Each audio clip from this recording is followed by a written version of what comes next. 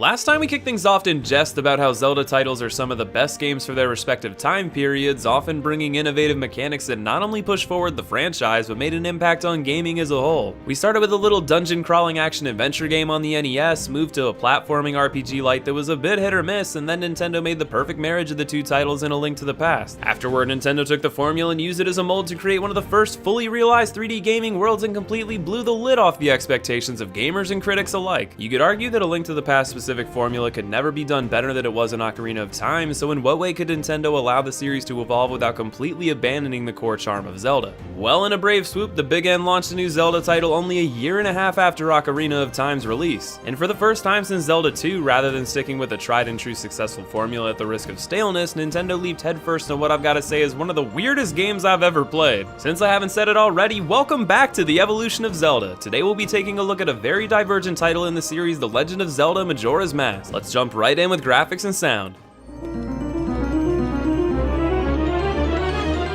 To this point in the series, I've kept these two criteria separate. However, this time around the differences from the previous entry are so minimal that I felt like we could keep it a bit more compact. The graphics are largely the same, with perhaps a bit cleaner modeling and more vibrant colors to match the eccentric world. Many assets are reused, including some character models being completely ripped from Ocarina. With that in mind, the same problems persist, and my praises remain the same as well. Yeah, it's aged a bit poorly by technical standards, but this game arguably stands out even more than Ocarina for its beautiful art direction. I mentioned how well Ocarina of Time made use of angles to add additional context and emotion to a scene. Just take a look at one of the scenes with a masked salesman. It's unnerving and even horrifying the way the jump cuts happen in the blink of an eye, with the salesman emotions changing at the drop of a hat. I played this game as a kid and this was freaking nightmare fuel, but it's done so damn well, as is the music. Ocarina of Time had an absolutely stellar array of tracks, and although some do make a return here, this game has plenty of iconic tracks of its own, such as the Song of Healing, the Oath to Order, Majora's theme, and so on. Many of these tracks do a great job in setting a darker, more sorrowful tone that sets the stage for the tragic and creepy game we've got ahead of us.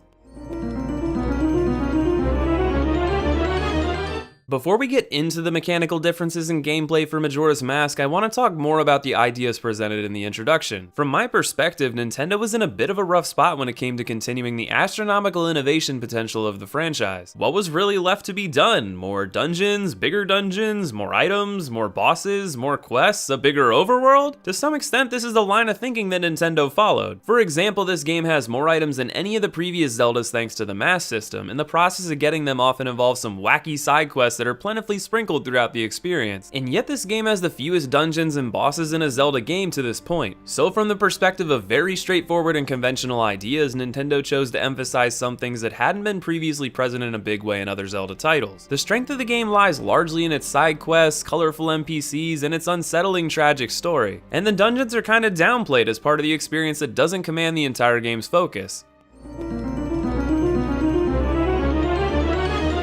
Right off the bat, this game has a hugely important mechanic that no other Zelda game has fully fleshed out to this point, or ever again: the concept of time. Not only does the game have a day and night cycle like a few of the previous titles, but it actually uses the time of day to impact how the game interacts with the player. Taking it even further, the game takes place over the course of 72 hours, or 3 days. So you can think of the game as being divided into 6 parts, the day and night of all 3 days. During each of these points, there will be different activities, quests, and even entire levels available to the player. This creates so many possibilities for exploration in the game that can lead to hours of spiraling through time to see all that the game has to offer. This is because as the hero of time, you aren't helpless when it comes to controlling the flow of these days. Right from the beginning of the game, you can turn back time to the first day, speed through each 12-hour chunk with a single tune, or even slow down time substantially to give you more leeway in completing the game's more lengthy tasks, such as dungeons. Oh, that's right, we've still got dungeons. Yes, indeed, the game is split into 6 main sections of the map. There's Clock Town, sort of the hub area, the overworld outside of town, and then to the north, south, east, and west, there's 4 different locales that each house a temple. Each area has some sort of tragic fate that's befallen, and it's up to you to figure out how to resolve whatever problems lie within and make your way through each temple to face a boss at its heart. Now, one thing I have to admit is that I'm not the biggest fan of the temples in this game. For the most part, they feel black and white. Either they're completely straightforward and as a result somewhat boring, or they're complicated as all hell. Maybe that's not the best way to say it. Rather than complicated, perhaps convoluted is a better word. The Great Bay Temple, for example, isn't exactly tough to figure out, but boy is it a complete slog turning all the water flow in these different directions with annoying enemies and I don't want to talk about it. Then there's the bosses at its core, which are pretty, well, mediocre. I've refrained from talking bosses much in these reviews because I've got something else in mind for that, but I'll say on the whole I found the bosses presented in Majora's Mask to be weak in comparison to Ocarina, with the exception of the final fight. That fight is spectacular, but in the end I don't think any of this matters very much because I find this game's strength to lie fully in what Nintendo chose to embrace rather than downplay. First, there's the abundance of side content. I would say arguably this game has more playtime worth of side quests than it takes to actually finish the game's 4 dungeons, and most of them are hilarious, terrifying, or a mixture of the two that leads to boundless amounts of entertainment. From these quests you often get masks, which are such a cool addition. Some of them have minimal effects like this mask that solely exists for you to dance with these ladies and show them your moves. I mean, just look at this. It may not do much, but what it does is fucking awesome. Then you've got the core mask of the game, like the Goron's mask that lets you become a goddamn Goron and roll out, baby. It's so much fun getting a chance to dive into the roles of some of the series' signature races. They all include unique weapons and mechanics, and all in all, it's simply a blast to play them. And finally, the third and perhaps biggest strength of Majora's Mask is the story that it tells.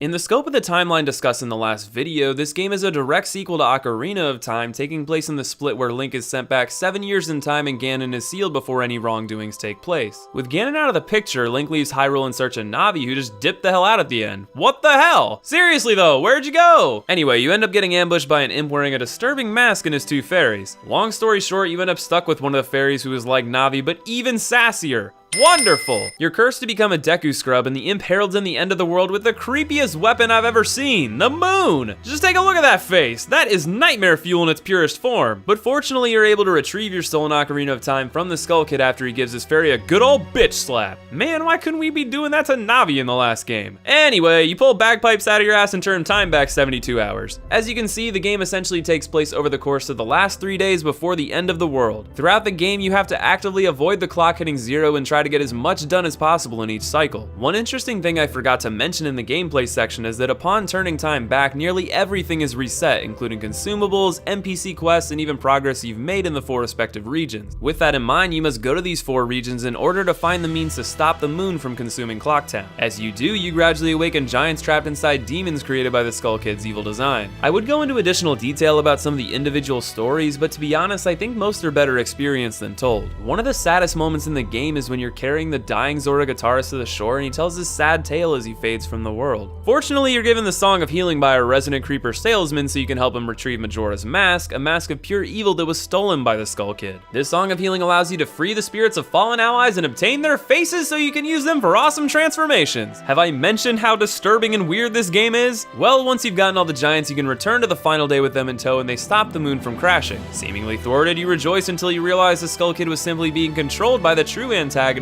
Majora. You're absorbed into the moon as the giants struggle to hold it back, and you're tasked with taking Majora down. And you do it in one of the most off-the-wall slapstick boss fights I've ever had the joy of experiencing. With the mask defeated and Clocktown saved, you learn that the little imp was only lonely because no one wanted to be friends with a little asshat who played tricks on them. Except these fairies, and apparently those giants. Yeah, no one gives a fuck about him almost ending the world because he stole a mask he didn't understand. It's all good. Bros before cataclysm, you know what I'm saying. And after all your hard work, are we rewarded by the mask guy? Nope, off like a creepy fart in the wind. How about getting to join the carnival for some festivities? Nope, fuck right off, your work is done, go ride your horse and find your other annoying fairy. Wait a minute, what the hell? The game's over and we didn't even catch a scent of that awful wench. Ah well, there's always room for another sequel. In all seriousness, I retold the story in a kinda humorous way, but that's because this game has a way about it that I can't easily recreate for you. It's insanely hilarious, deeply disturbing, hauntingly tragic, and immensely engaging all at the same time. As far as thick atmosphere goes, I don't know if it's ever been done much better than in Majora's Mask. And I didn't even get to the side tales. There's so many interesting and thoughtful plot diversions that are wonderfully rich. But I'll leave that up to you to get into because for today, that's all I've got to say. Sorry if today's video was a bit more messy than our other reviews. This game is truly such a weird anomaly to me that I can't quite nail down everything I have to say about it in an organized way. I can say with absolute certainty that this game was a step in the right direction for the evolution of Zelda, as after Nintendo perfected a formula through the first first 4 games, this game was brave enough to take a heavily divergent path from its predecessors and emphasize different aspects of the Zelda formula, all while managing to keep the core pieces intact. This is a tradition that's going to repeat throughout the rest of our evolution, and I can't wait to explore the rest of it with you. Next time we'll be hitting the high seas with The Legend of Zelda Wind Waker. But that's all for today, so be sure to follow me on Twitter for all the latest video updates, and check me out on Twitch where I play the Zelda games and more live.